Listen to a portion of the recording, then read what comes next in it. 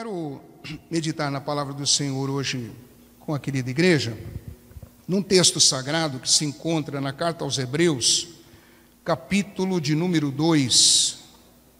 Carta aos Hebreus, capítulo de número 2, o versículo é o de número 3.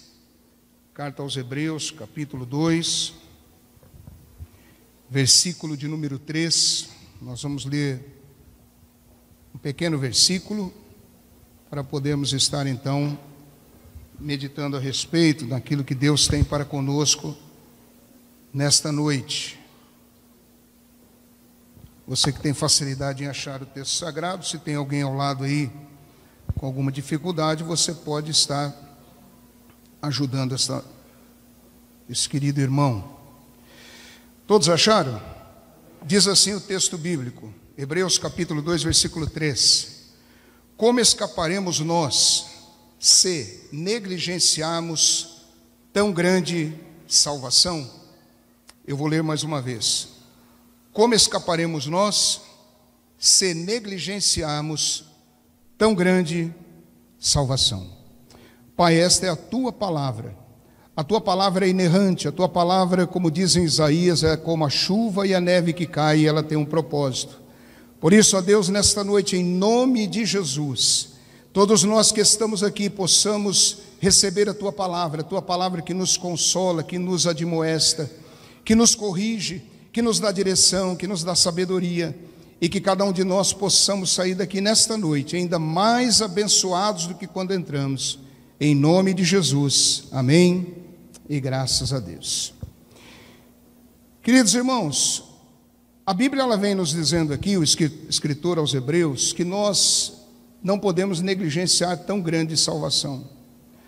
Tanta coisa na vida nós negligenciamos, muitas vezes. Se você olhar um pouquinho para trás, no retrovisor da sua vida, você vai ver que algumas coisas você negligenciou no passado, e até você se arrepende por não ter tomado uma outra atitude. E em razão dessa negligência, algumas portas se fecharam. Algumas portas, elas se fecharam e não tem mais a possibilidade de abrir. Porque quando nós negligenciamos algo importante, nós perdemos as oportunidades. Então nós negligenciamos às vezes um estudo, negligenciamos ter terminado uma universidade, termos terminado um curso técnico, negligenciamos um trabalho que nós poderíamos ter feito, tantas coisas na vida. Negligenciamos as orientações que muitos dos nossos pais deram para nós e nós não atentamos para isto, e hoje muitas vezes pagamos um preço por isso. Isso é bem uma verdade.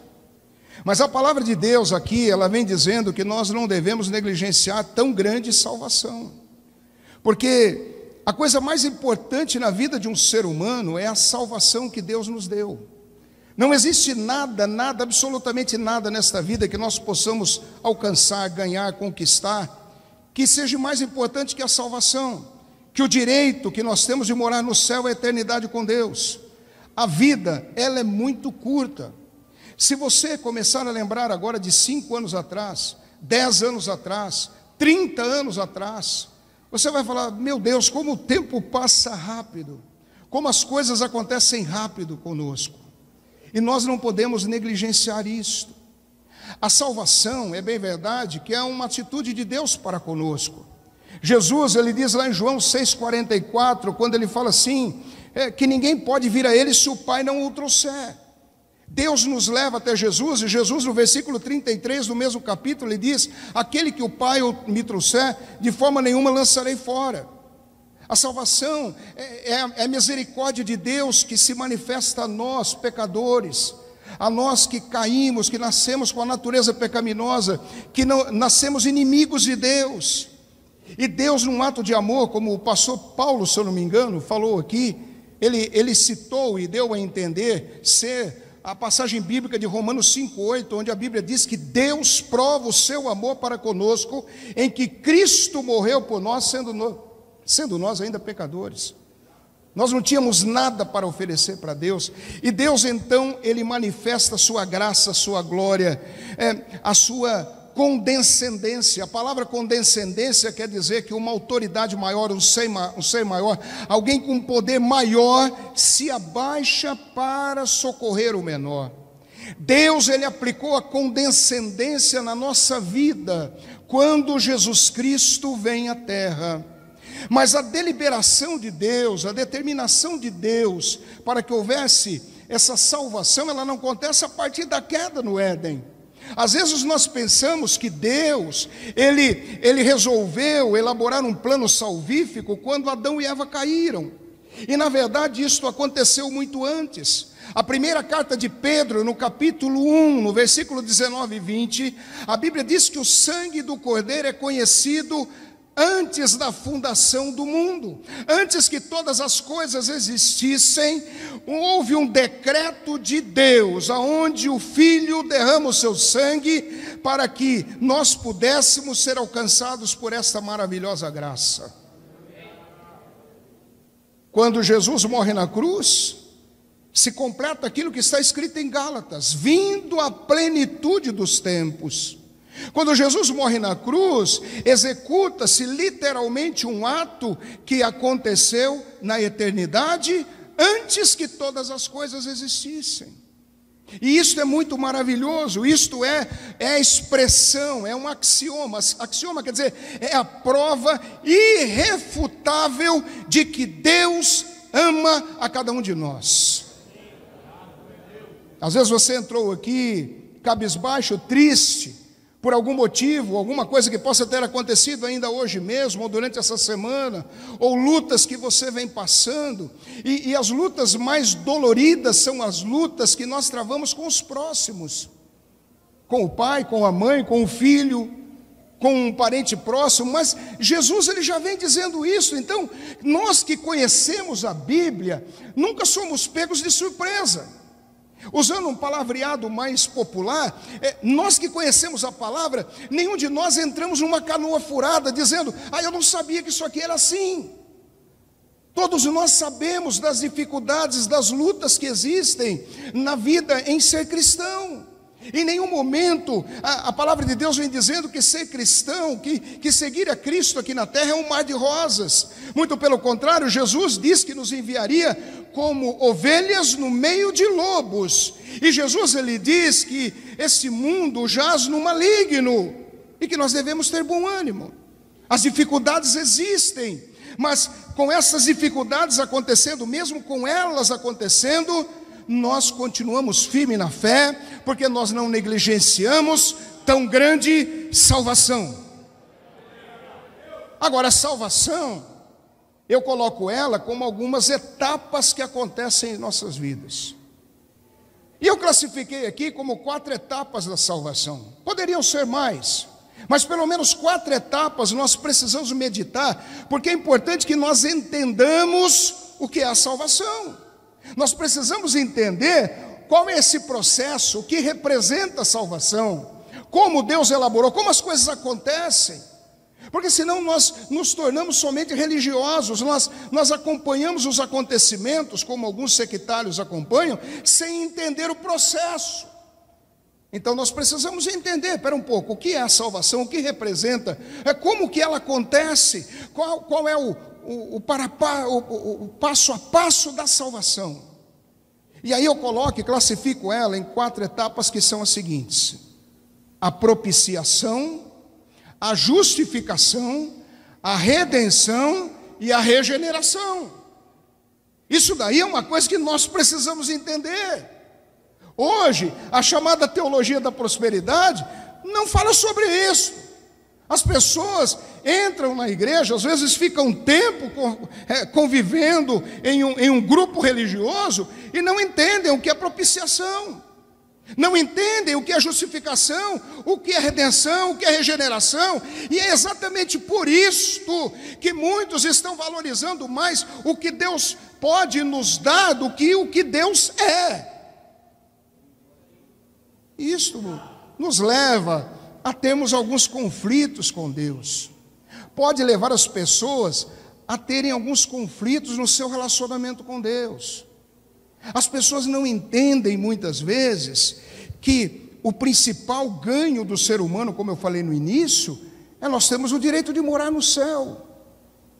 Isso aqui é muito rápido. Quando nós falamos de propiciação, nós falamos então do sangue derramado. O que é a propiciação? A propiciação é o sacrifício. A propiciação é o derramado sangue. A propiciação é uma oferta, é um presente, é uma dádiva que Jesus ele deu ao Pai para aplacar a ira de Deus contra a humanidade caída. É por isso que nós falamos, o sangue de Jesus tem poder. Por que o sangue de Jesus tem poder? Porque ele foi derramado, um sangue puro, imaculado, diferente do sangue dos bodes, dos animais, das ovelhas, dos touros. O sangue de Jesus, ele aplacou, ele agradou, ele presenteou-nos a nós e a Deus, para que nós pudéssemos ser justificados diante de Deus Pai. É a justificação. A propiciação, ela é o ato principal, é o start, é o início. Não existe salvação se Jesus não derrama o seu sangue. Não existe. Deus, antes que Jesus encarnasse, Jesus não reencarnou, Jesus encarnou. O capítulo 15 de 1 Coríntios, o apóstolo Paulo ele fala somente sobre ressurreição. Não fala de reencarnação, ele fala de ressurreição. Jesus encarnou no nosso meio, nos trouxe a propiciação, o sangue derramado, e a partir dali acontecem algumas coisas. Mas até que isto acontecesse, Deus inicia um processo sacrificial. O primeiro deles que aconteceu foi lá em Gênesis, no capítulo 3. Quando Eva percebe que estão nus, que eles cobrem as suas partes íntimas com uma folha de figueira, e Deus vê, e Deus sabe, e Deus os cobra, Deus sacrifica um animal, e a pele daquele animal é uma tipificação de Cristo, é uma tipificação do sangue que foi derramado daquele animal para cobrir o pecado de Adão e Eva. E isso depois vem acontecendo. Quando nós olhamos para Levíticos, do capítulo 1 até o capítulo 7, o sistema sacrificial, ele é institucionalizado por Deus. Mas isso não resolvia, irmãos. Não resolvia. É por isso que eu sou dispensacionalista. Tem gente aí que fala que não existe dispensação. Peraí. Se não existe dispensação, se nós não estamos vivendo uma outra dispensação, todos nós que estamos aqui, a começar de mim, teríamos que ter trazido algum animal hoje para o culto, para sacrificar. Como é que é esse negócio? É óbvio que existe um sistema diferente, é óbvio que nós estamos vivendo uma dispensação diferente, é óbvio que nós não participamos mais dos elementos da lei que acabou-se em Cristo. É por isso que Jesus, quando ele chama para a ceia, ele diz: eu faço com vocês uma nova aliança. Qual era a antiga aliança? A antiga aliança era a aliança do Sinai. A nova aliança é no sangue de Jesus. O sangue desses animais, eles cobriam pecados. É como alguém que varre um lugar e pega o tapete, levanta e joga a sujeira para debaixo do tapete. Mas o sangue de Jesus, ele apaga pecados, ele nos justifica, ele muda a história. E é por isso, irmãos, que existe um conflito ferrenho e constante entre pelo menos o cristianismo e o islamismo. O que é que o islamismo fala? No Alcorão. O Alcorão é o livro que dita a regra de fé do Islã. São 140 ayats, capítulos. Quase 6.000 versículos, aliás, 140 suras, quase 6.000 ayats, são versículos.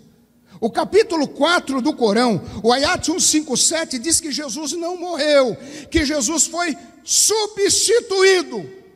Todo muçulmano aprende isso, todo muçulmano defende isso, faz essa apologia. Jesus não morreu, Jesus foi substituído. Alá o elevou ao céu e transformou o rosto de alguém no rosto de Jesus.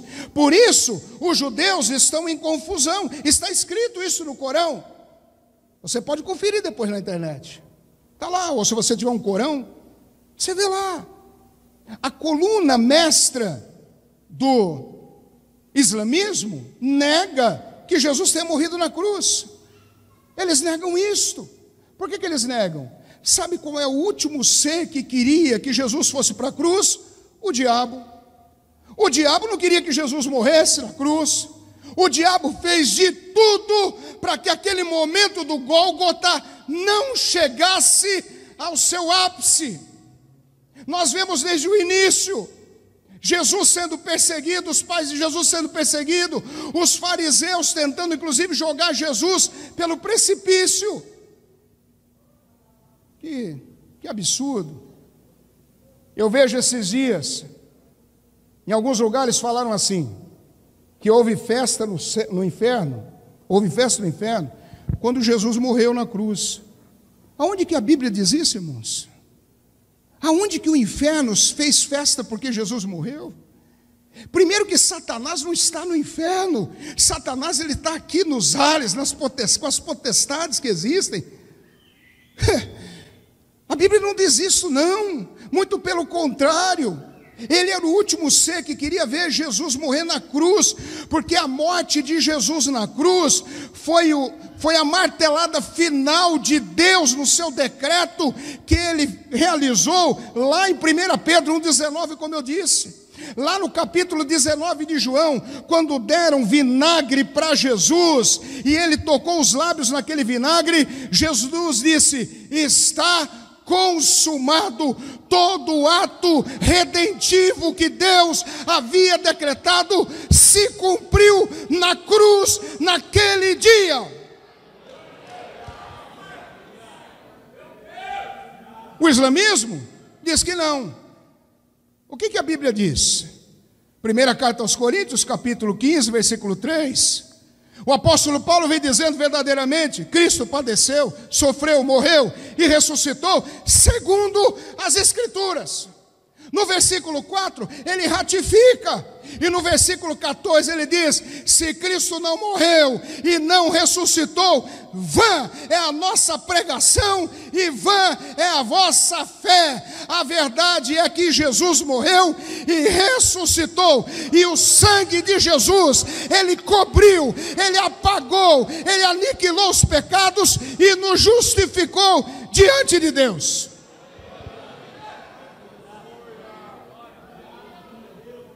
Mas se nós não entendemos isso, nós negligenciamos tão grande salvação. Nós não podemos negligenciar. Nós não podemos. Quando nós olhamos algumas coisas acontecendo, você fala: como é que é esse negócio? Espírita comemorar Natal. Mas você fala: peraí. Eu não vou discutir a questão da comemoração do Natal, mas enfim, se os cristãos comemoram o Natal, que não é uma ordenança, ordenança é ceia e batismo, mas existe um fundamento de uma alegria pelo qual Cristo nasceu. E Cristo nasceu com um objetivo: ser o nosso Salvador. Mas se o espírita crê na reencarnação, logo ele embrulha o sacrifício de Cristo e joga na lata do lixo, porque a coluna mestra do espiritismo é a reencarnação. Então não tem motivo pelo qual a pessoa comemorar o nascimento do Salvador, porque para eles Jesus não é Salvador. Converse com o espírita. Ele crê em Jesus? Crê. Ele caminha com você? Caminha até a porta da cidade. Quando você sai para fora para ir para o Gólgota, ele não crê mais. Ele não acredita que o sangue de um ser, no caso Jesus Cristo, de um homem, na figura de Cristo, poderia remir os pecados de toda a humanidade. Ele não caminha contigo. A propiciação é o derramar do sangue, e quando nós entendemos isto, nós deixamos de negligenciar tão grande salvação. A segunda etapa da salvação é a justificação. A partir da justificação, é o momento que começa a identificação de quem é quem. O sangue foi derramado? Foi. Pela fé nós recebemos a Cristo como nosso Senhor e Salvador? Recebemos. Esse sangue agora, misticamente, ele vem sobre nós. Por que eu digo misticamente? Porque é transcendental. Porque quando uma pessoa vem aqui e entrega a sua vida para Jesus, não vem o sangue literalmente do céu sobre ela, mas misticamente, na autoridade da palavra, vem esse sangue e a justifica. A justifica. E a partir desse momento nós passamos a ser conhecidos por Deus. A partir desse momento há um diferencial no mundo espiritual de quem é quem. Há um diferencial de quem pertence a Deus e de quem não pertence, de quem é filho de Deus e quem não é. Todos nós somos filhos de Deus. Aonde a Bíblia diz isso? A Bíblia diz o seguinte, lá no Evangelho de João, capítulo 1, versículo 12. Todos nós sabemos o texto que diz que ele veio para os seus e os seus não o receberam. Mas a todos os quantos receberam, foi-lhes dado o poder de se tornarem filhos de Deus. E o versículo 13 é um pouco mais contundente. O versículo 13, ele vai mais além, ele diz que não nasceram da vontade da carne, nem da vontade do varão, nem da intelectualidade humana, mas nasceram da vontade de Deus. Se tornar cristão não é um ato de intelectualidade humana. Eu posso me tornar budista. Eu acho bonito o budismo, eu acho que eu vou ser budista. Olha, ser judeu, tem um monte, agora tem uma onda aí de judaizar a igreja. Eu vou começar a usar xalito, vou colocar kippah, eu vou numa sinagoga. Ser judeu é bonito. Não, eu vou ser hindu. Eu vou juntar o dinheiro, vou pegar um voo aí, vou lá na Índia, vou tomar um banho naquele rio podre, o Rio Ganges lá. Vou me tornar muçulmano. Quando aquela porcaria, coloque amor nas minhas palavras, daquela novela, o Clone, que a Rua de Esgoto apresentou, tinha aquela novela que fazia apologia ao islamismo, teve muito cristão que achou bonito, que talvez, eu não sei se comprou o Corão. Espera aí, tomar a atitude de ser qualquer religioso de qualquer outra religião, ela pode ser intelectual, meus irmãos, mas a atitude de ser um cristão, de servir a Cristo, é uma ação sobrenatural de Deus sobre nós, é uma ação do Espírito Santo, nós nascemos pela vontade de Deus, é o que diz a palavra, aí nós nos tornamos filhos de Deus. Há um diferencial no mundo espiritual. Quando Deus olha para a terra, Ele vê os homens como gafanhotos, mas quando nós recebemos esse sangue da propiciação, nós somos agora identificados, e Deus olha e diz assim: esse é meu, essa é minha, esse é meu, esse é meu, essa é minha, esse é meu. Nós somos identificados no mundo espiritual. Aleluia. 2 Timóteo 2,19, a Bíblia diz assim: todavia o fundamento de Deus fica firme, tendo este selo. Qual é esse selo? O texto diz: o Senhor conhece os que são seus, e qualquer que profere o nome de Cristo, aparte-se da iniquidade. É por isso, irmãos, que Romanos capítulo 5, Romanos é considerado o quinto evangelho. Romanos capítulo 5 nos traz uma certeza de algumas coisas. Romanos capítulo 5 diz: sendo justificados, pois, pela fé em Cristo Jesus, temos paz com Deus. Nós podemos não ter paz com o governo, e quer saber de uma coisa? Nós nunca vamos ter, para que a Escritura se cumpra. Eu gostei do pastor, a fala do pastor firme aqui. Esses bandidos que tentam governar o nosso país, o que governaram, que fizeram o que fizeram, nós como igreja não podemos aceitar, não. A Bíblia diz em Romanos 12:2: e não sedes conformados com esse mundo, mas sedes transformados pela renovação do vosso entendimento, para que possa conhecer e saber qual seja a boa, agradável e perfeita vontade de Deus. Eu posso até não mudar o sistema, mas eu não me conformo. E enquanto eu não me conformo, eu vou ser uma voz profética. Não vou aceitar, eu não vou. Romanos 5 vem dizendo isto. Romanos 5 está dizendo que nós temos paz com Deus. É por isso que na vida do crente, nas dificuldades que nós temos, nos desafios, quais são os maiores desafios do crente aqui na terra, dos homens e mulheres, da humanidade aqui na terra? As dificuldades financeiras, os relacionamentos e a questão de saúde. É por isso que a teologia da prosperidade bate em cima disso. Você quer ganhar dinheiro? Vem para cá. Você dá o dízimo aqui e sai com uma carreta de dinheiro do outro dia para lá. Pragmatismo bíblico. Pragmatismo. É igual o camarada que vende telecena. Ó, ele ganhou porque ele jogou. Se você jogar, você ganha também. Pragmatismo. Onde é que a Bíblia ensina isso? Eu dou minha oferta, eu entrego meu dízimo por gratidão a Deus. Gratidão, esse é o primeiro sentimento que eu como crente devo ter, porque eu nasci separado da graça, eu nasci para ir para o inferno. Ninguém nasce salvo. Quem é que nasce salvo? Ninguém nasce. Romanos 3, a partir do versículo 9 diz: não há quem queira, não há quem entenda, não há quem busque, todos estão debaixo do pecado. Existe uma teologia aí que fala do universalismo. Não, Deus, no frigir dos ovos, no final das contas, vai deixar todo mundo entrar no céu. Não, o universalismo bíblico que existe é o de Romanos 3:23. Romanos 3:23 fala de universalismo.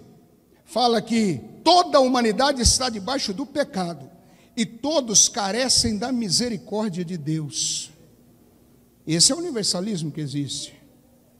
E nessa justificação, que é a identificação da nossa vida pelo sangue que veio sobre nós, nós então temos paz com Deus.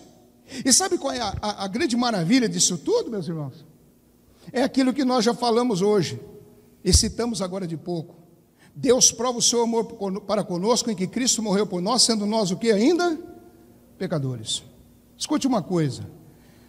Todos nós que estamos aqui, todos nós, a começar de mim, todas as nossas relações, tudo aquilo que nós fazemos, tem uma relação de troca. Tem! Você come feijão preto porque você gosta. É uma troca. Eu não como muito feijão preto, como aquele carioquinha, né? São Paulo não tem costume comer feijão preto. Você usa camisa vermelha? Porque você gostou. A sua é azul, preta, amarela. A mulher que você casou por quê? Porque é bonita, por causa do perfume, talvez por causa da herança. Sim ou não? É. E você com ele, o sapato que você usa, a cor do seu carro, a motorização, a gravata, a água se está gelada ou não, é uma relação de troca. Você faz com uma troca, com uma barganha. O que a Bíblia diz é que Deus nos amou em que nós não tínhamos nada, absolutamente nada para oferecer para Ele, e mesmo assim Ele nos amou primeiro. Quando Ele olhou para mim, o que Ele viu em mim? Pecado, queda, depravação total. A queda, o homem só tem tendência para fazer o errado. Jesus, ele chega em Jerusalém e diz: ó, Jerusalém, Jerusalém, quantas vezes eu não tentei ajuntar-vos como a galinha junta os pintainhos embaixo das asas, mas vós não quereis. Por quê? Porque o homem não quer. O homem natural, o que Paulo diz em Coríntios? O homem natural não aceita as coisas do Espírito Santo de Deus. Por isso que você prega para o seu primo, para o seu pai, para a sua mãe, para o seu avô, para o seu filho, para o seu patrão empregado, e entra por um ouvido e sai pelo outro. É o homem natural. Quando Deus abre o coração, ele: rapaz, eu nunca ouvi isso aí. Como é que é isso aí? Há um despertar. E aí a pessoa abre o coração. Meus irmãos, tem gente que conhece o Evangelho todinho, na intelectualidade, todinho, sem problema. Mas sabe qual que é a distância do céu para o inferno? 40 centímetros. É da cabeça para o coração. Quase que eu faço o nome do pai aqui, hein? É da cabeça para o coração. Não adianta o camarada saber tudo da Bíblia, se Deus não abrir o coração, se não houver uma ação sobrenatural na vida dele.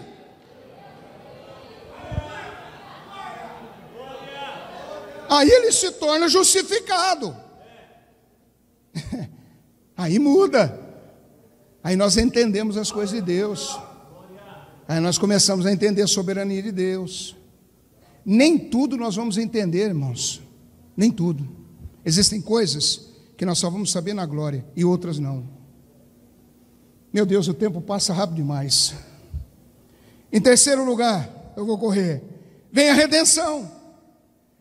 A redenção é a restauração do ser humano diante de Deus agora. É aquilo que eu falei de Romanos 3. Quando você agora muda teu jeito de ser, Jesus vai mudando e você agora está justificado diante do Pai. Nós agora estamos justificados e mudamos o nosso jeito de pensar, mudamos o nosso jeito de agir, mudamos o nosso jeito de falar. A redenção, ela nos trouxe agora na presença de Deus de forma diferenciada. Nós estamos agora na condição de salvos, na condição que estamos caminhando com Deus. A redenção, ela jogou no mar do esquecimento, obviamente que é um jargão quase que evangélico isso, gospel, ou assim por diante, que nós falamos que Deus agora põe no mar do esquecimento aquilo que nós fizemos no passado. Fomos redimidos, fomos justificados, e a partir daí então, nós não negligenciamos tão grande salvação. Não negligenciamos tão grande salvação. E para finalizar, quando nós olhamos para a salvação, nós olhamos para a regeneração. A regeneração é o processo de santificação. É aquilo que nós vamos construindo agora até aquele grande dia. O dia em que Jesus vem buscar a sua igreja, o dia em que nós somos chamados para nos encontrarmos com Deus. Nós nos tornamos novas criaturas. Nós deixamos de fazer aquilo que nós fazíamos, nós vamos sendo lapidados pelo Espírito Santo de Deus. Agora, aquilo que era do passado não tem mais valor nenhum na nossa vida. Nós estamos sendo agora reconstruídos por Deus. Estamos agora num processo de santificação. E não é que nós não pecamos mais, nós continuamos pecando, irmãos, porque nós continuamos tendo natureza pecaminosa. A diferença é que nós não pecamos com dolo. Às vezes nós perguntamos, qual é a diferença de pecadinho para pecadão? A maioria nos diz, nenhuma. Etimologicamente, pecado é pecado, mas na tipificação ele muda. João, ele escreve uma carta que não é evangelística, ele escreve uma carta para a igreja, e ele diz assim, no capítulo 1, versículo 7, se dissermos que não cometemos pecado, somos mentirosos e não há verdade em nós. Mas se confessarmos nossos pecados, ele é fiel e justo para nos perdoar, e o sangue do seu Filho Jesus Cristo nos purifica de todo pecado. Então nós pecamos. No capítulo 5, versículo 16, ele conta outra história. Ele diz assim, amados, se você ver algum irmão pecando pecado que não é para a morte, eu digo que ore, porque há pecados que não são para a morte, mas há pecados que são para a morte. Sabe o que é o pecado para a morte? Na vida do crente, é o pecado de dolo, é o pecado intencional, é o pecado que traz as agravantes como num crime. No homicídio, você tem homicídio de culpa, negligência, imperícia, imprudência, e tem homicídio doloso, mesmo que seja dolo eventual, mas tem sagacidade, maldade, crueldade, premeditação. Traga agora isso para o pecado. Tem gente que está na igreja, que está até tomando ceia, mas peca com dolo. Como é que eu vou roubar a ferramenta dessa empresa? Tem câmera? Tem, não dá para levar. Qual é o horário que o vigilante está aqui? Camarada que é casado e tem uma aventura fora do casamento, e é crente, e diz que é crente, É pecado de dolo. Ele arquitetou, ele maquinou, ele combinou, ele construiu. Pecado doloso. No versículo 18 do capítulo 5, João agora diz: aquele que é nascido de Deus não peca, e o maligno não lhe toca. Ele está falando no gerúndio, quer dizer que quem é nascido de Deus, quem verdadeiramente é filho de Deus, quem reconheceu a graça, quem não negligencia tão grande salvação, tem gratidão por Deus e não vive na prática do pecado deliberado. Santificação. Isso muda na nossa vida. Isso faz a grande diferença. Não somos perfeitos, não somos, temos as nossas falhas. Eu tenho as minhas falhas. Mas uma coisa é nós pecarmos porque estamos nessa condição de natureza pecaminosa. A outra é como crentes nós pecarmos deliberadamente. Se nós fizermos isto, nós estamos negligenciando tão grande salvação. Eu gostaria de poder falar um pouquinho mais, mas eu vou pedir a gentileza de você se colocar em pé. Eu quero orar pela sua vida. Pode ser, pastor? Aleluia.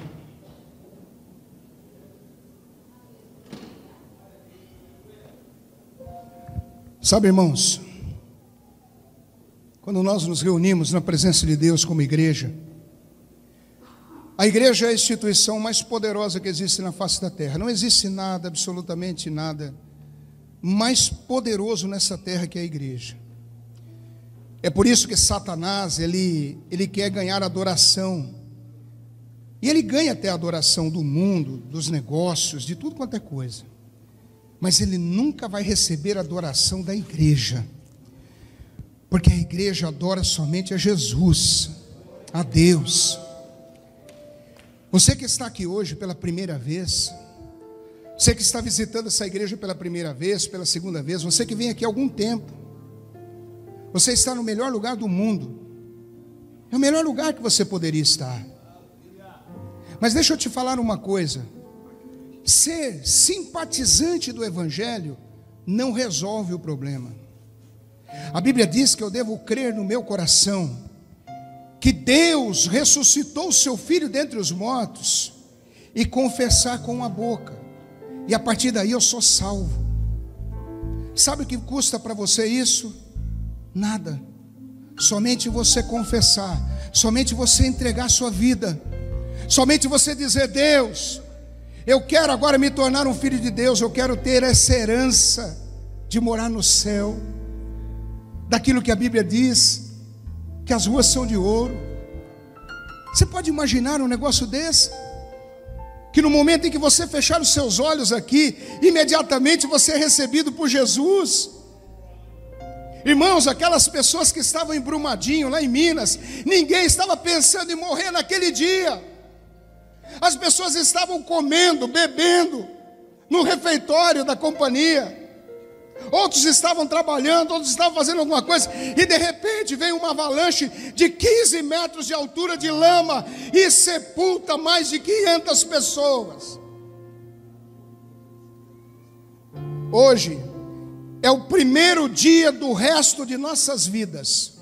Hoje é o primeiro dia. Eu não sei quantos anos você viveu. Eu já vivi 57, eu tenho 57 anos. E hoje é o primeiro dia do resto da minha vida. Mas ele também pode ser o último.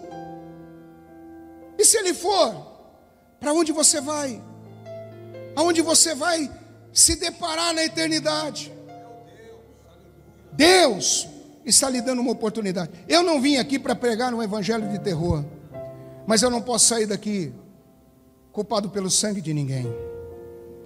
Se você quer entregar sua vida a Jesus Cristo nesta noite, se você não quer negligenciar tão grande salvação, basta você receber Senhor Jesus como teu Salvador pessoal. Se nós temos alguém nesta noite que tem esse desejo, essa coragem, essa decisão, basta aí mesmo onde você está levantar a sua mão e nós vamos orar por você. Nós teremos alguém. Você é livre para tomar essa decisão. Tem alguém que quer entregar sua vida a Jesus Cristo? Dê um sinal aí com a sua mão. Nós vamos orar por você. Talvez hoje seja o dia que Deus preparou para você mudar a história da sua vida, da sua família, através de você. Você quer entregar a sua vida a Jesus? Nós estamos com o nosso horário bem apertado. Temos alguém? Teremos alguém que queira voltar aos caminhos do Senhor nessa noite? Talvez você parou por algum motivo, nós não sabemos e nem queremos saber. De repente você não está nem tomando a ceia. Não negligencie tão grande salvação. Não faça isso. Você é livre para tomar essa decisão. Temos uma vida aqui. Louvado seja o nome do Senhor. Glória a Deus. Temos mais alguém? Senão nós já vamos orar por esse jovem. Você quer vir? Venha correndo. Não importa o que você fez hoje à tarde. Ah, pastor, eu tô com maço de cigarro no bolso. Eu tô com um pacal de maconha no bolso. Venha desse jeito. É assim que funciona. Deus quer te trazer uma nova vida. Deus quer mudar a história da sua vida. Não negligencie tão grande salvação. Hoje é o dia da salvação.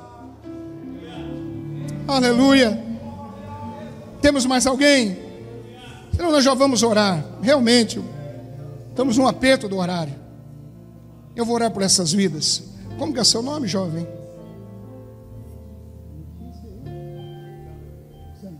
Glória a Deus. A Letícia e o Sandro.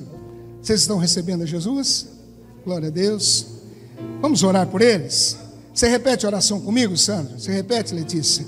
Ore assim, ó. Senhor Deus e Pai, em o nome do Senhor Jesus, nesta noite, eu recebo o seu Filho, Jesus Cristo, como meu Senhor e Salvador. Senhor Jesus, perdoa os meus pecados, escreve meu nome no livro da vida, coloca, meu Deus, a tua paz no meu coração, porque a partir de hoje, o Senhor é o meu Deus, e eu sou o seu filho e filha. Amém, e graças a Deus. Aleluia. Deus te abençoe, queridão. Deus te abençoe.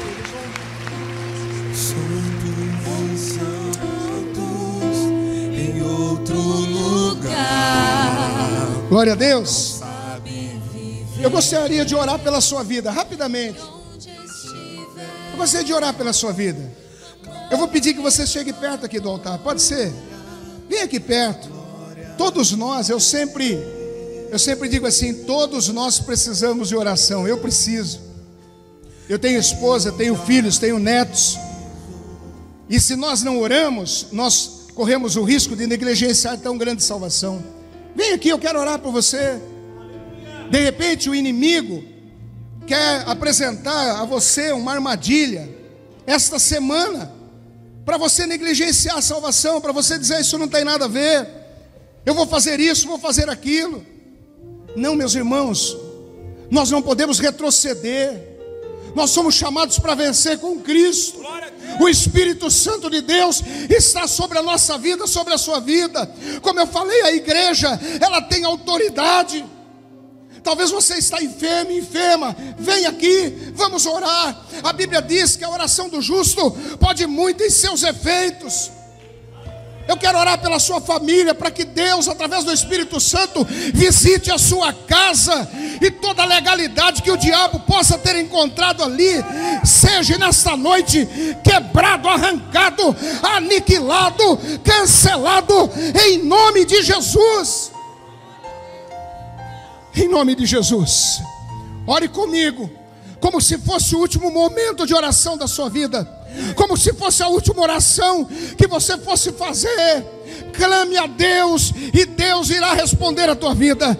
Santo Deus e Pai, em nome de Jesus Cristo, nós estamos na sua presença como igreja do Senhor e cremos na tua real presença aqui. Senhor Deus, olha pela vida daquele que entrou aqui hoje, meu Pai, talvez se arrastando, não acreditando mais, dizendo que já está com a sua fé acabada. Não, meu Deus, renova agora, meu Deus, a fé, renova, Senhor Deus, agora, traga, Senhor Deus, a realidade, tudo aquilo que os teus filhos pensaram que havia perdido. Nós oramos agora, Senhor Deus, por aqueles que estão enfermos. Meu Deus e meu Pai, nós repreendemos agora toda a enfermidade, nós repreendemos agora todo o mal, Senhor Deus, sobre os corpos, meu Pai, para a glória do teu nome, Senhor Deus. Que o Senhor possa agora, meu Deus, em nome de Jesus, de forma sobrenatural, trazer a cura divina, em nome de Jesus. Senhor Deus, visita as famílias, visita as nossas casas, vai lá, meu Deus, agora, e muda a história desse casal, muda a história desse pai, dessa mãe, dessa família. Arranca, meu Deus, esse jovem das drogas, aonde ele estiver agora. Nós lançamos uma palavra de ordem, nós lançamos uma palavra profética, para a glória do teu nome, que haja, meu Deus, um renovo nessa família, para a glória do teu nome. Senhor Deus, abre as portas das finanças, que esta família possa receber, Senhor Deus, uma notícia abençoada esta semana, que portas sejam abertas, porta de trabalho, novos negócios, contratos sendo assinados, ó Deus, para a glória do seu nome. Senhor Deus, nos dá a paz que o mundo não pode dar, em nome de Jesus, em nome de Jesus. Que agora, Senhor Deus, a tua paz invada esse lugar, e que nós possamos nos alegrar para a glória do teu nome. O Senhor Jesus disse: eu vos dou a paz, a minha paz vos dou, não dou como o mundo a dá. Receba a paz de Cristo no seu coração. Aleluia! Oh, glória a Deus! Aleluia! Aleluia, aleluia!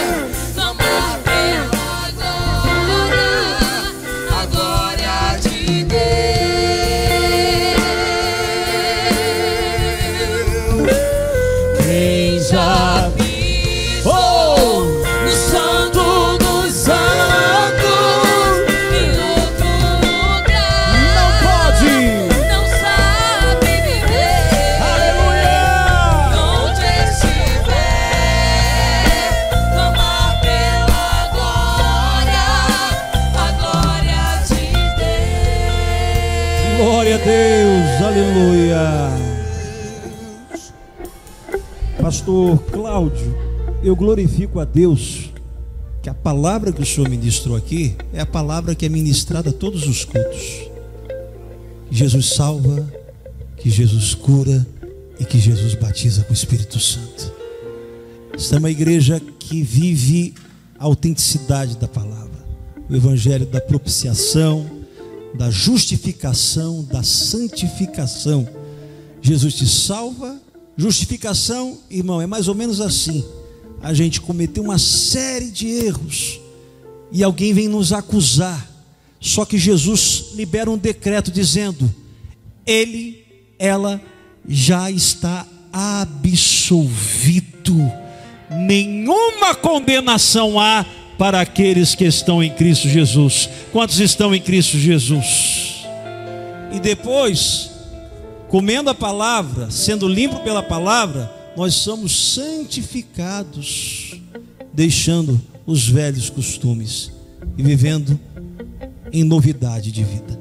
Então, eu queria que você aplaudisse o Senhor Jesus por essa palavra, porque eu nunca tinha escutado o pastor Cláudio, nunca. O Chagas, como meu amigo, e ele me referenciou, eu confiei. Que horas que nós passamos para ele, pastor Paulo? Era 8h10 mais ou menos. E deu para comer, e deu para mastigar essa palavra abençoada. E eu não conhecia, mas o Espírito Santo de Deus conhecia. Quantos estão saindo daqui abençoados? Dê o melhor glória a Jesus. Quantos querem que o pastor Cláudio retorne a essa casa? Dê um glória a Jesus. Então já está convocado, meu irmão. Deus te abençoe. Vá em paz.